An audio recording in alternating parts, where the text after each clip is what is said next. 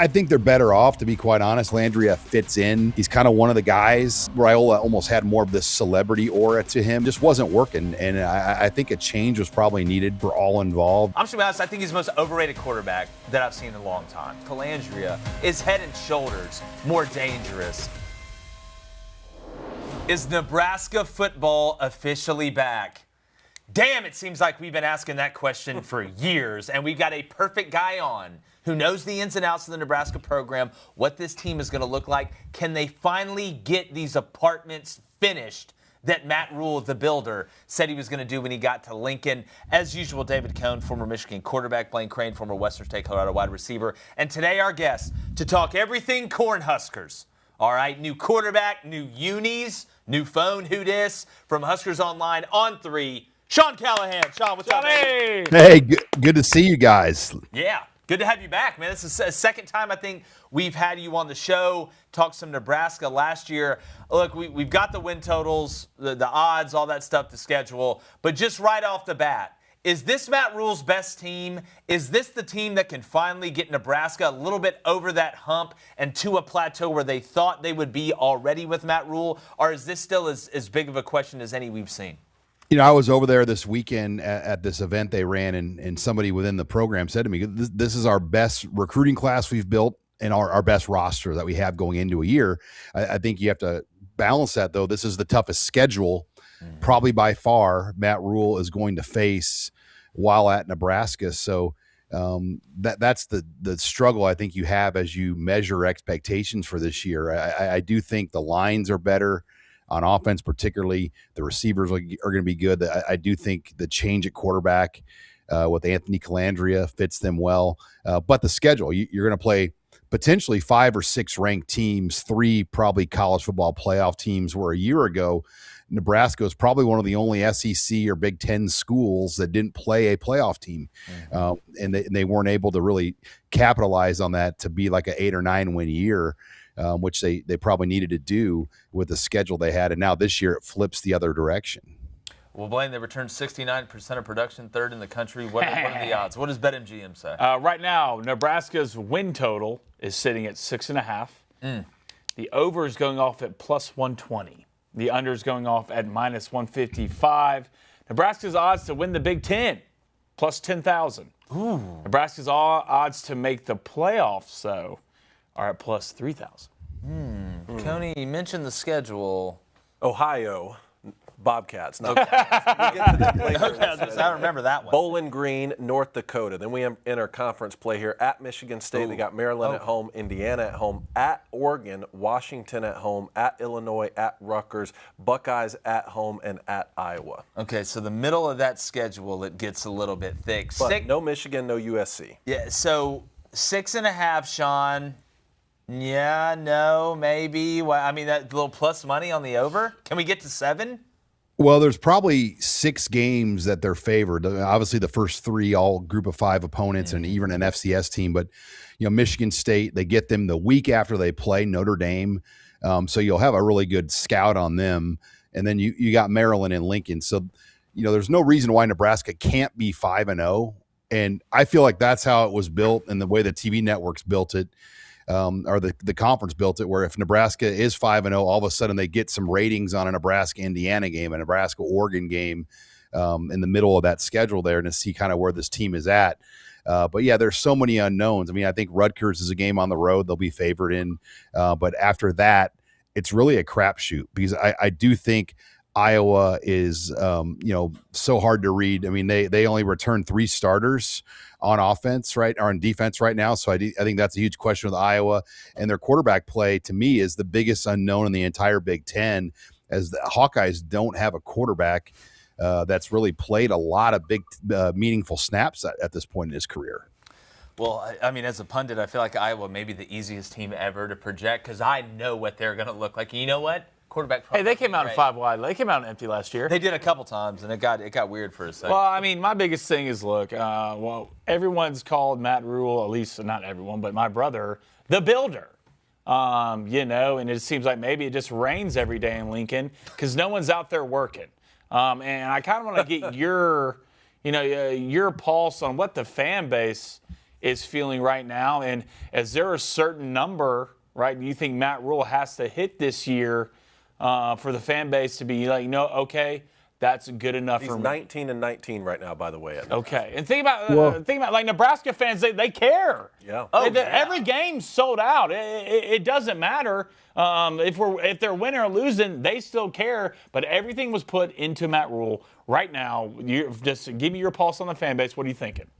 Yeah, it's not so much to me the number; it's the feel as much as the number. I mean, last year they got 7 wins, but they really didn't look good in some of their wins. I mean, the Michigan State game, they almost blew that game. The Maryland game, they were very fortunate to win that game on the road and come back. The Northwestern game, it kind of took a miraculous drive and then a penalty call on Northwestern for them to win that game. So 3 of their quality wins or wins that were Big Ten wins weren't exactly pretty. So I just think last year's team didn't have a great feel. And then when they played Penn State and Iowa, and teams of that caliber later in the year, Utah in the bowl game, it really exposed kind of some of the flaws they had, particularly defensively. So I do think the feel of it is a big part.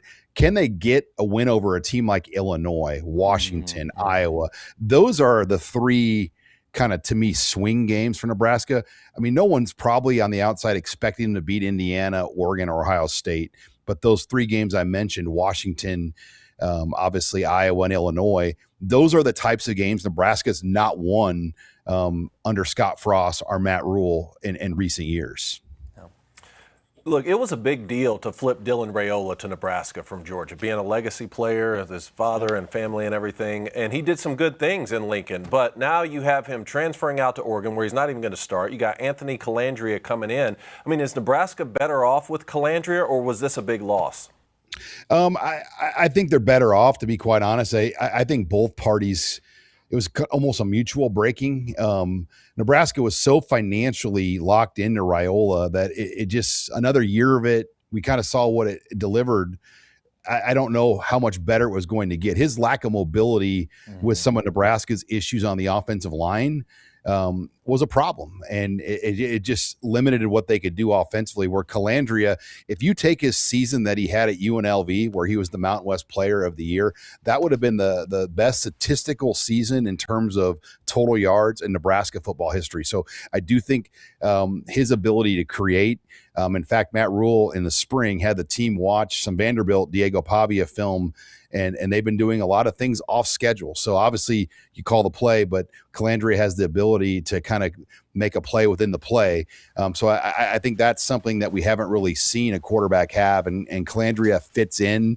He's kind of one of the guys, and, you know, Raiola almost had more of this celebrity aura to him, and it just, as things didn't go well, it just wasn't working. And I think a change was probably needed for all involved. And now Colandrea could be a 5-for-5 guy too. So if this goes through, he could be here for 2 years as a starter, which would pave the way for, you know, Nebraska arguably has the number 1 quarterback committed in the country for the class of 2027, Trey Taylor, who was the MVP of the Elite 11 by Rivals.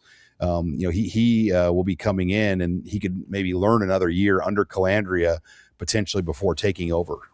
Well, you like Colandrea. Yeah, look, I'm gonna say it, and I think Dylan Raiola. You know, I'm not gonna get into the transfer and stuff, the high schools and all the way that went down. I've never heard a problem with him from a leadership standpoint. Seems like a really good dude. Seems like he comes from a really good family. I'm just gonna be honest. I think he's the most overrated quarterback that I've seen in a long time.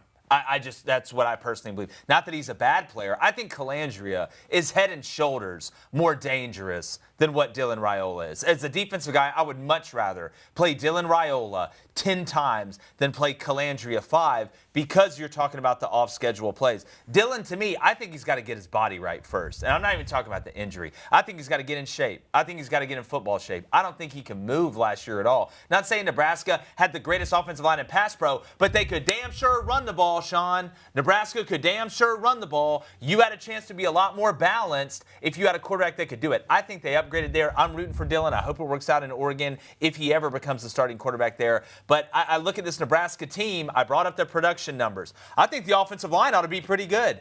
I think y'all should be pretty good at wide receiver when I look at who y'all still have and who y'all have brought in. The question to me, falls, and this is taking Colandrea out of it because I believe in him. I'm ready to watch Nebraska be able to knock somebody's teeth through the back of their throat on defense. Can Rob Orich do that coming in and get Nebraska back to where I remember them, where they should be as a defensive unit? Because that's the biggest question to me. That's when Nebraska is going to take this next step. I watched Ole Miss do it, so why can't Nebraska do it? Does this unit have the capability to do that? The Midwestern guy by nature, and you know, he's got his own staff, and I think that's the biggest difference I've noticed. Like when Tony White came here, he didn't get to really bring any like true assistants with him. They were all kind of Matt Rhule guys that work for White, and there was some support staff and you know, GAs that came with White. John Butler never had that. Well, Rob Orich has his edge coach with him here.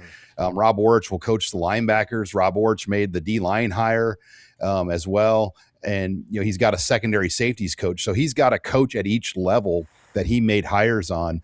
And that's going to help, I think, with just the continuity of the staff, and the guys are going to work better together, where I don't know if that was the case at times the last few years, just because the guys had never really worked before together. But I do think the 4-2-5 is going to fit their personnel better. That said, I do believe right now they are maybe a body short on the interior D-tackle position. They've probably got three that can play right now: Riley Van Poppel, Jasir Winnington, and Omar Stoudemire, a kid from Boston College. Those three, but they don't really have a for sure fourth defensive tackle, and you need that in the Big Ten, if not 5 or 6. They've got the edges, they've got the linebackers, they've got the secondary. It's just that interior defensive line that is probably the biggest question for the defense as they make this transition to the 4-2-5. Gotcha.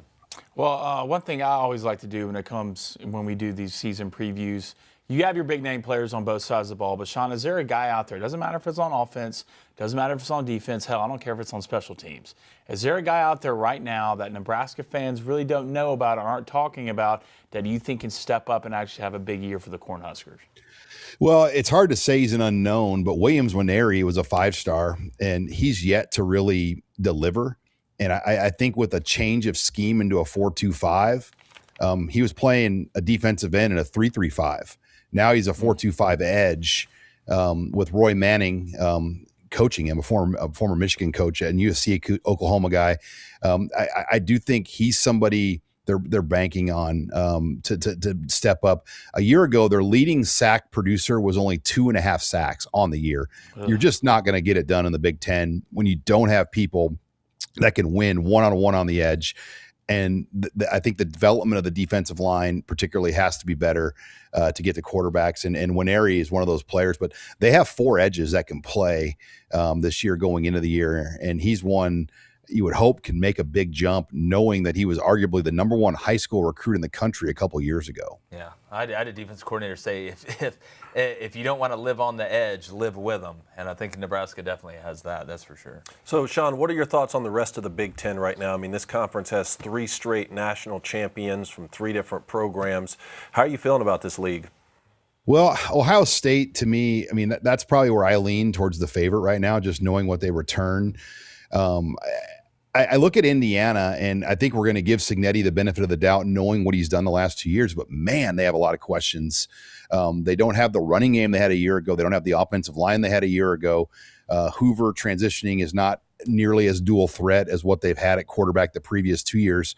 So I'm really intrigued to see if Cignetti can get them to the playoff level. They have the schedule, and I think the game in Lincoln will be their first tough opponent over the first 6, where they'll be 5-0 when they come to Memorial Stadium. That will be a big game early to really know what type of team Indiana has going onto the road, because they almost lost to Iowa on the road last year, and I don't think they're near as good as they were a year ago. So that's a story to watch. I mean, I think we're giving Oregon obviously the benefit of the doubt. You look at Penn State. They pretty much got like a schedule like Nebraska had a year ago, so everyone just assumes that they're going to be a 9 or maybe even a 10-win type team with the schedule that they have. But it's easier said than done with all those new people coming in, new coaching staffs coming into the conference. I'm going to be really intrigued if Matt Campbell can truly make it look this easy. But he brought everybody with him. One of his starters, though, was at Nebraska. Brennan Black, former offensive lineman, actually came to Nebraska, and he'll start on the offensive line. But I think, what did he take? 18 guys that are key players that are going to be in Penn State this year. Look, Michigan, I think, is going to make a big jump. I really like Kyle Whittingham. Love the quarterback there. I think they have what it takes that they could be a playoff team, just knowing the coach they now have and the quarterback in Underwood that they return this year. Well, I will say this, Indiana's opponents before they play Nebraska, North Texas, Howard, Western Kentucky, Northwestern, and Rutgers. What's that, Cone? You're the movie aficionado here. What's the movie with Hilary Swank where she's the teacher that like goes into like the inner city school and like then they just love poetry? It's like struggling and there's like gang violence everywhere, but she turns it around and like everybody makes their test scores. What's that movie? Is that Freedom Riders? Freedom Riders. Is Signetti just not Hilary Swank from Freedom Riders? Like, hey, look, just come on in here. I don't care where you're from.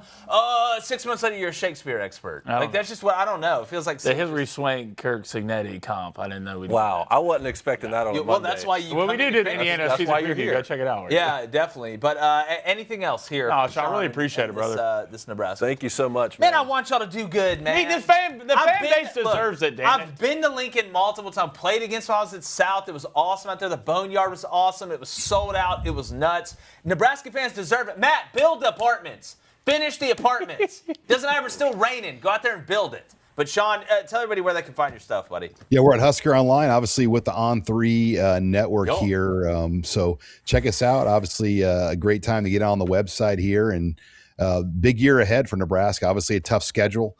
But I think they've got a good roster. It's a matter of, can they put some of these pieces together? Yeah, it's going to be interesting to see that Nebraska's now a basketball school after that run. Them in Indiana just totally changed places. But no, Sean, you're the best. We appreciate you. Let us know in the comments. What is Nebraska's record? Is Raiola better than Colandrea? Is Colandrea better than Raiola? If you paid attention during the study guide, you know the answer to that. But make sure, remember, without you, there is no us, and we're always grateful.